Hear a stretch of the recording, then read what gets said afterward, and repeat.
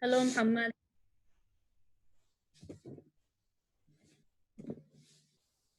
How are you?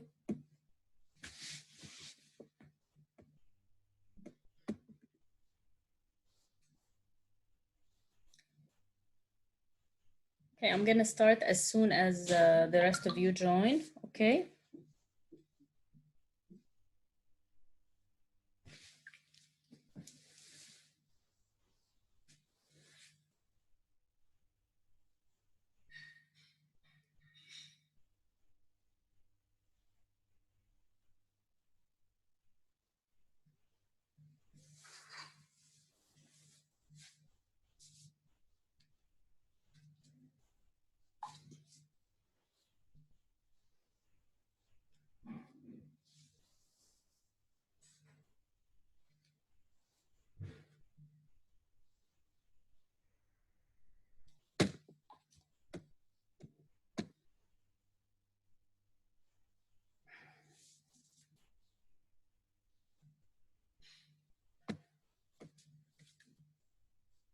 Hi, Selena. How are you?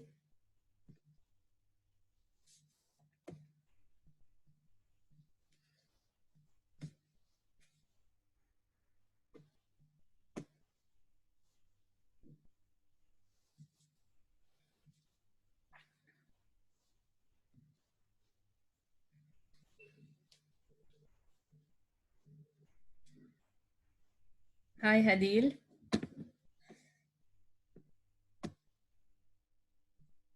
Okay, the lesson this time is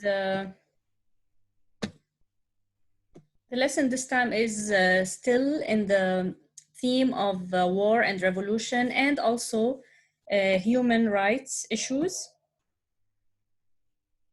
Okay, Anna.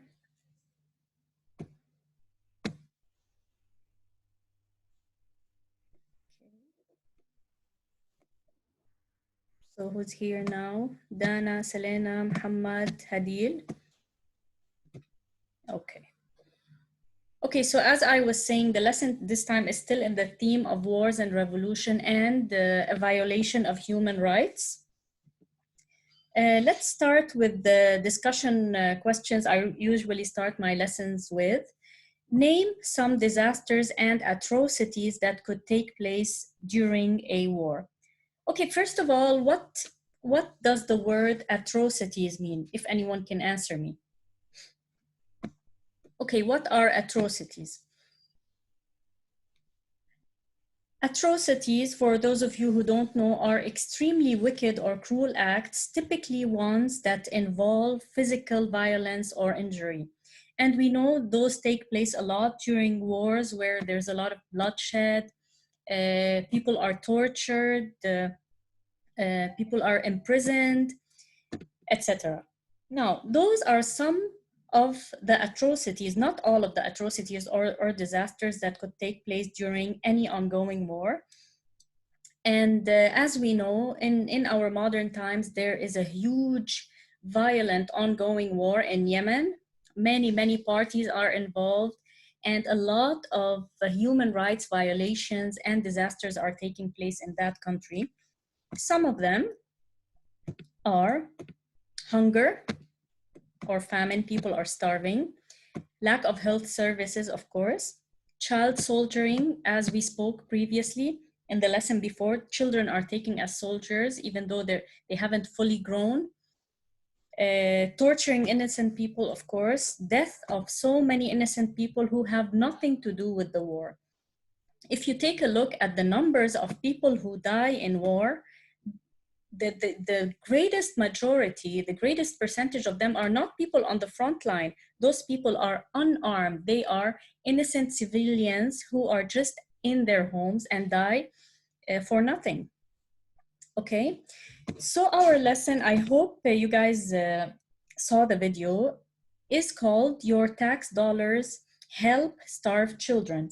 Okay, your tax dollars, who is speaking here? The person who wrote this article is an American citizen, and of course he's addressing this article to the government, which is funding the war in Yemen.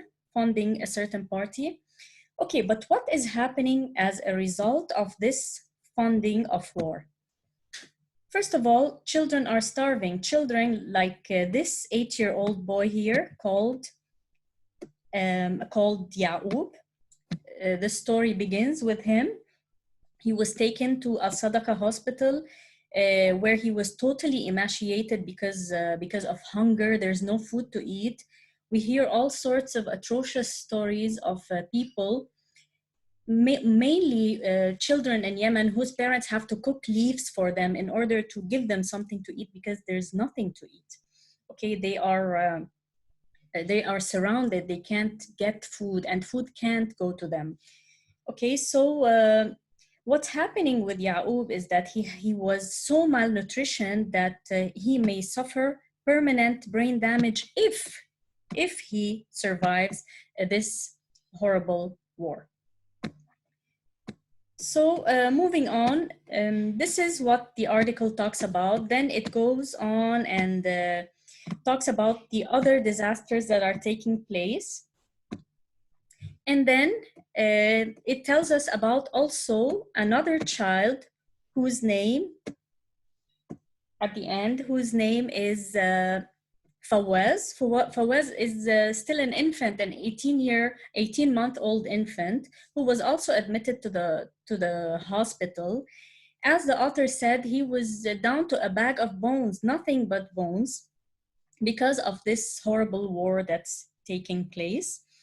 The author painted a very dark image of what's going on in that country. Take a look at this picture here. This is Ya'ub, the 8-year-old boy whom the author was talking about. I doubt that this child is even alive now. So this is what's taking place. And then later on in the lesson and in the video, I asked several comprehension questions. And of course, I gave the answers, detailed answers. Please go through them. Of course, they are going to be on the quiz. Okay. And this is it for the lecture. I'm going to go through the worksheet with you. Does anyone have a question about this lesson before I go to the worksheet? Any questions concerning this? Okay, please listen to it carefully because some of the questions on the quiz are going to be about the details, okay? So let me go through the worksheet. The worksheet is related to the lesson itself. It's the second part of your lesson. So nothing too difficult. I screenshot the lesson for you again so that you don't have to go back and forth. I asked some organizational questions. The first one is related to figures of speech. Okay, what do we mean by figures of speech? I mean simile, metaphor, personification, those types of question. Now, in referring to paragraphs 1 and 11, I asked, write one example of figure of speech and identify its type. Okay, let me go through them with you. I gave you the paragraphs here. Okay, Adan Yemen, he is an 8-year-old boy who is starving and his limbs like sticks. Okay, immediately here we see the word like.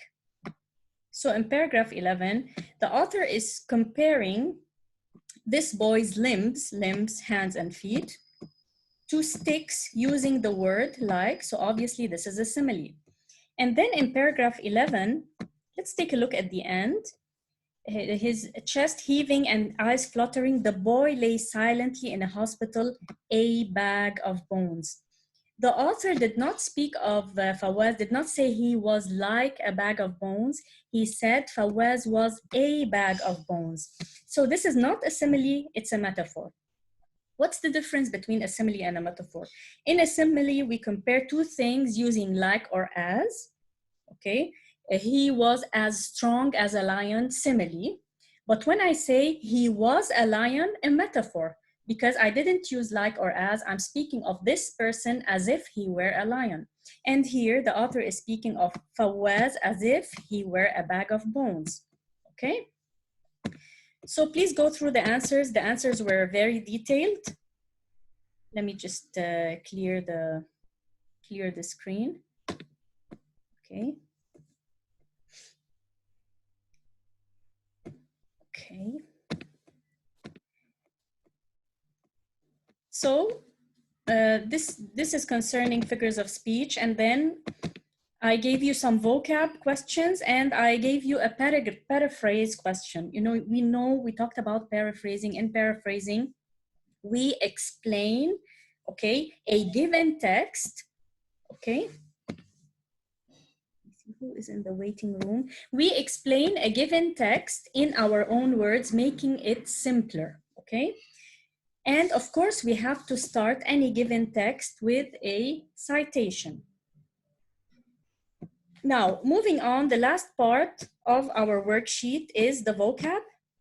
Let me explain those words to you quickly. Use contextual clues to figure out the meaning of each word in the boxes below. Then fill in the blanks with the correct words to complete the sentences that follow. The first word is complicit. If we go back to paragraph 5, which you should do, you will figure out that the word complicit means working alongside someone or a certain party in order to do something that is generally negative, okay? Precarious, when you go back to paragraph 10, you find out that the word precarious means when something bad is about to happen. Or, Hassan, it's good to see you. When something is on the brink of collapse, that's what the word precarious means, okay?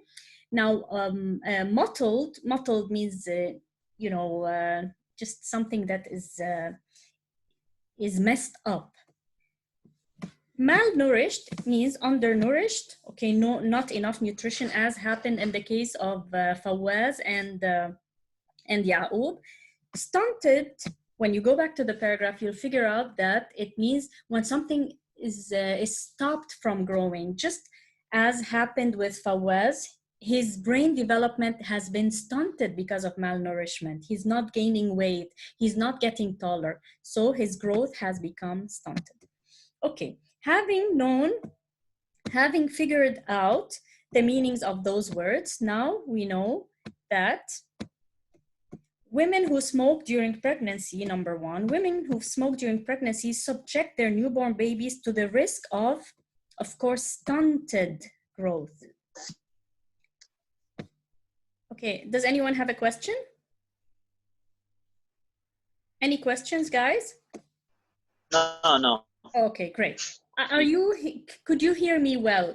Is everything okay? Is everything clear? Yes.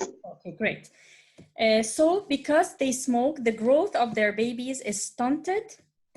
Number two, the financial situation he went through compelled him to beg so he could satisfy his basic needs. The precarious, of course. Precarious means on the verge or on the brink of collapse. 3, one of the employees was arrested after the police found out he was complicit. And as I said, the word complicit means to take part in something negative, okay? To be a part of something that is bad or against the law. Finally, number 4, infants, blank infants and children may develop rickets, which is a condition because you're not taking enough nutrients, generally or mainly calcium, which result in bone pain, malformed bones, and poor dental health. Of course, malnourished infants. Okay, I will display the answers after I finish with paraphrasing. Remember, please, when I ask you to paraphrase, I want you to cite first. Write the citation and then explain in your own words. Okay, so these are the answers. Notice the citation. In the selection, your tax dollars help starved children, in paragraph 9, Nicholas Crystal claims that contemplation usually prevails after engulfing starvation as to how such calamities, again, calamities are catastrophes or disasters, are still permissible in our world. What is required is a serious effort rather than a delayed plan to bring war to a closure and stop a catastrophe. Of course, you can make your words simpler than this one, okay, as long as you explain it well. Moving to the vocab, those are the answers, and everything is on the app, okay? Please go through them carefully.